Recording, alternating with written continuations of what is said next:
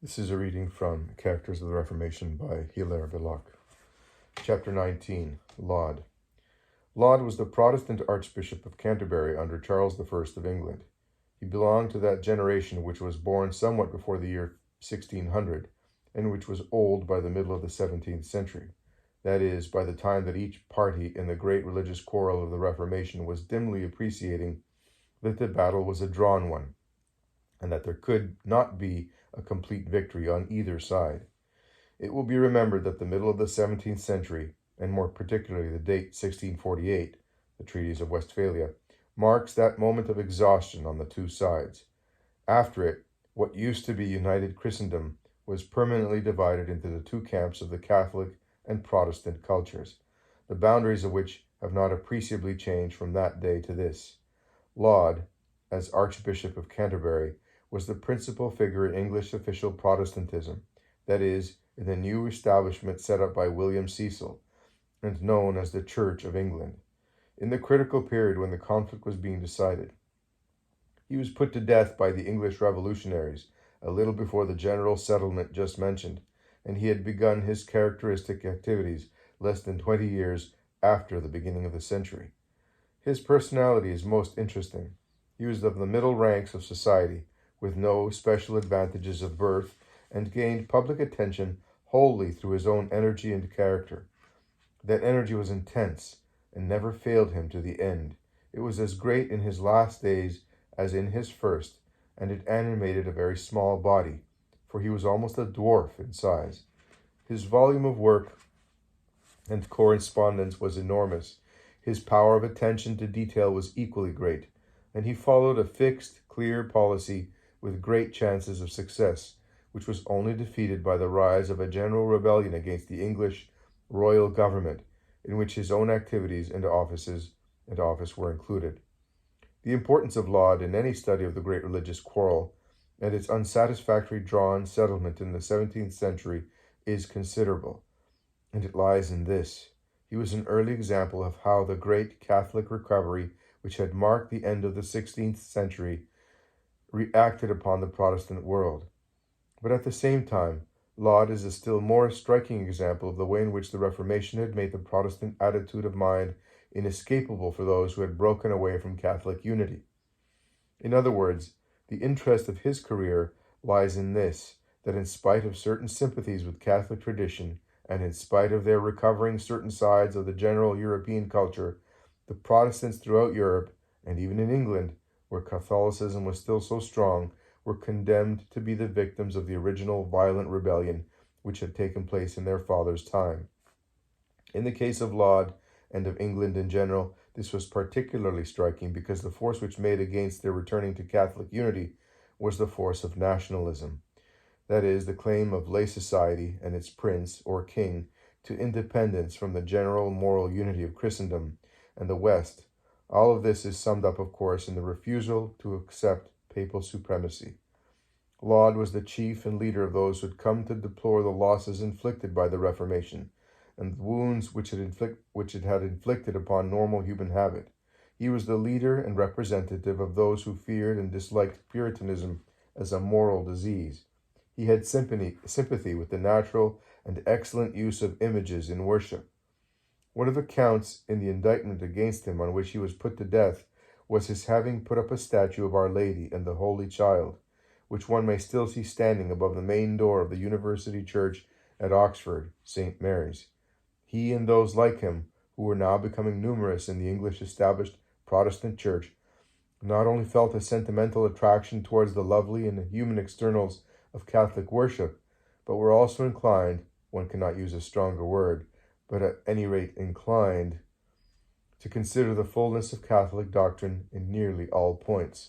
They inclined, as their descendants, the High Churchmen, do today, to an explanation of the mystery of the Eucharist more and more approximating to the truth.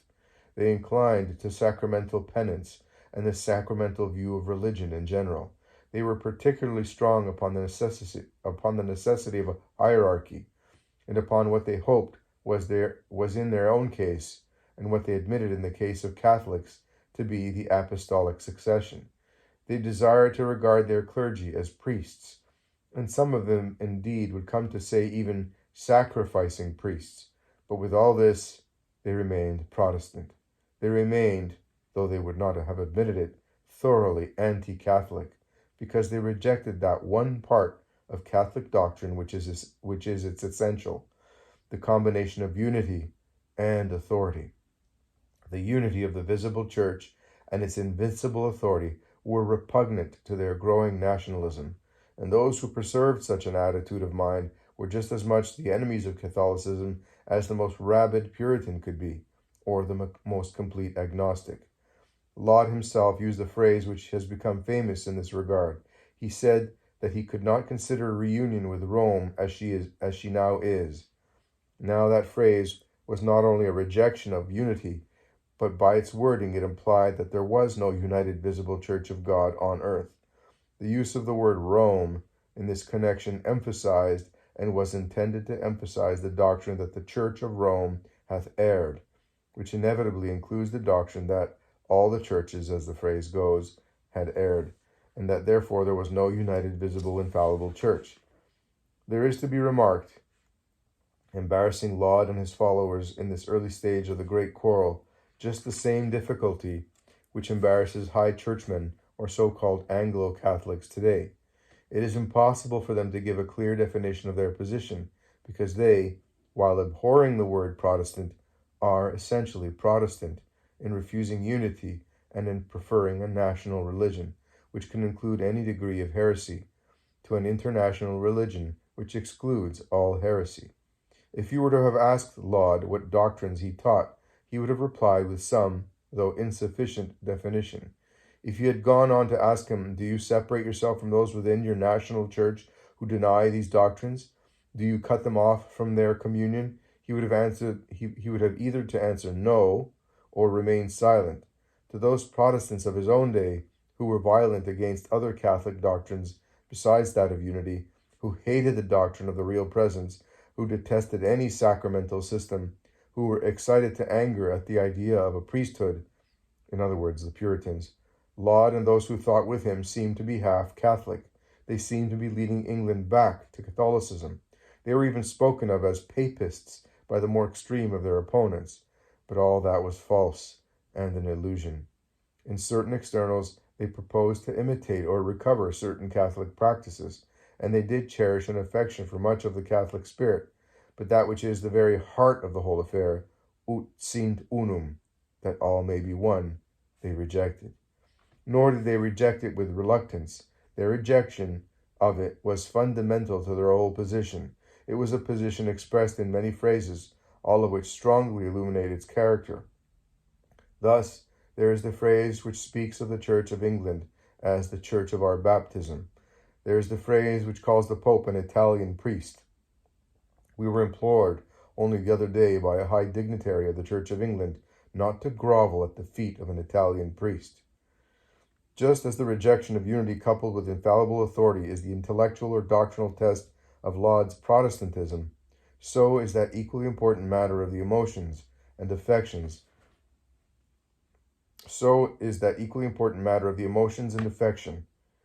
Is repugnance for the true church in communion with the Pope as the center of unity, the test of his Protestantism also.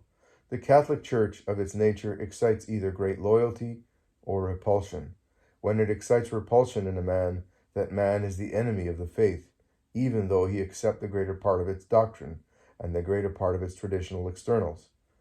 And an organization and discipline under a hierarchy similar in name to the Catholic. Now, for the Catholic Church, Laud and his followers felt repulsion instead of affection. They felt, to use a modern phrase, that it was un-English. In other words, their religion must be national, and the fact that a true and universal religion must necessarily be international was to them a strong irritant.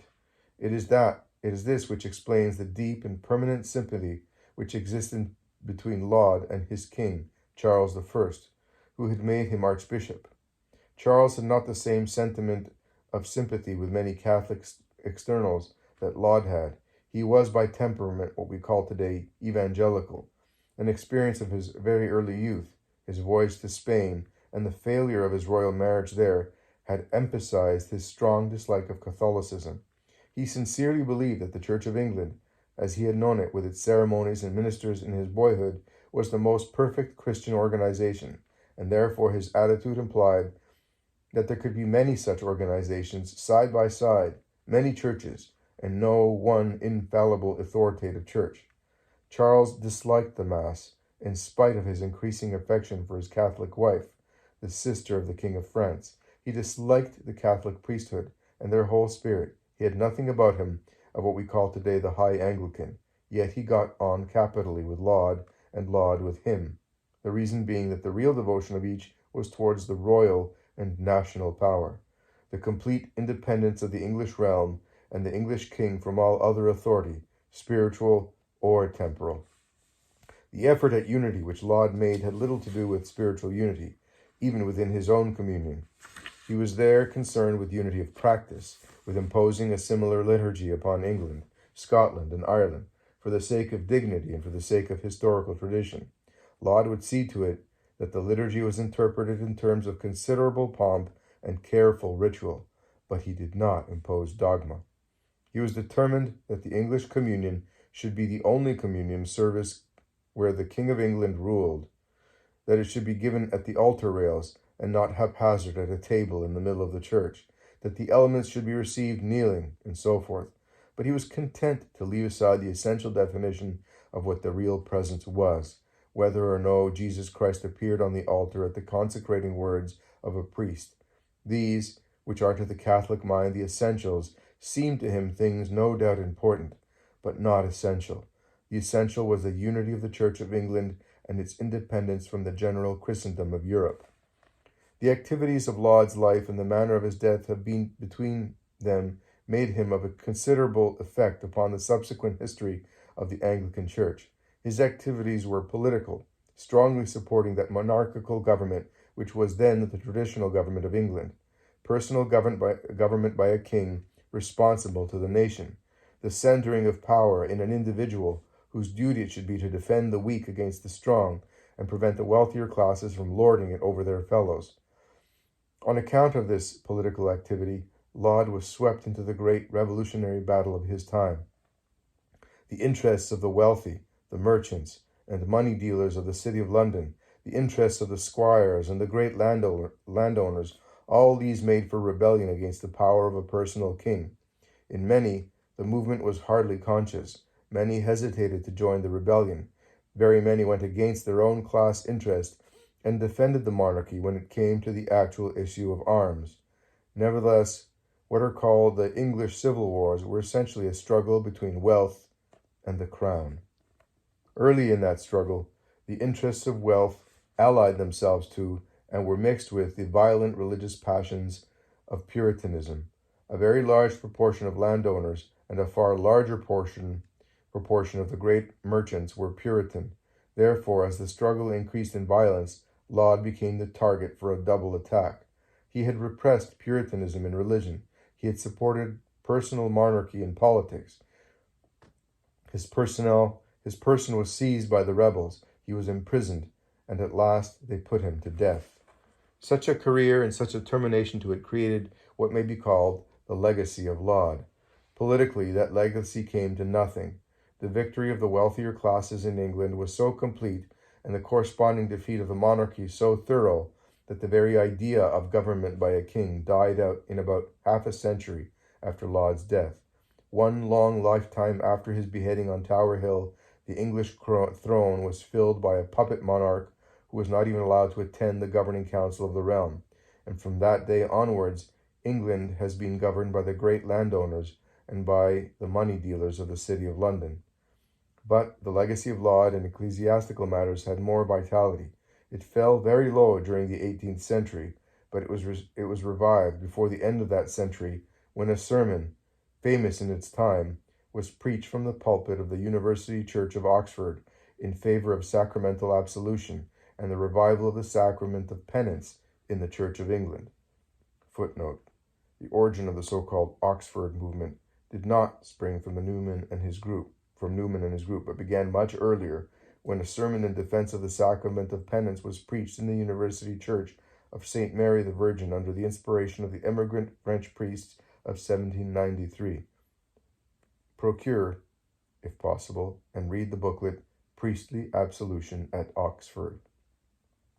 There followed, in the same lifetime, the Tractarian movement, and there now exists in greater force than has hitherto been known a Laudian spirit acting in varying degrees throughout one great section of the English Protestant establishment. The more devoted followers of that spirit go far beyond Laud himself in their imitation of Catholicism, and even in the attempt to recover the spirit of that from which they are separated. A considerable minority expresses themselves openly in favor of that reunion with the Catholic Church which Laud himself rejected. Such is the legacy of Laud. We must beware of being led by its present form from reading into his own life more than life meant.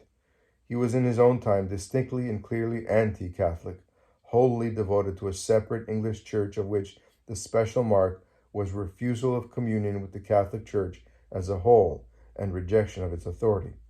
But he does show the recovery of Catholicism after the first assaults of religious revolution affected one section of Protestantism in Europe.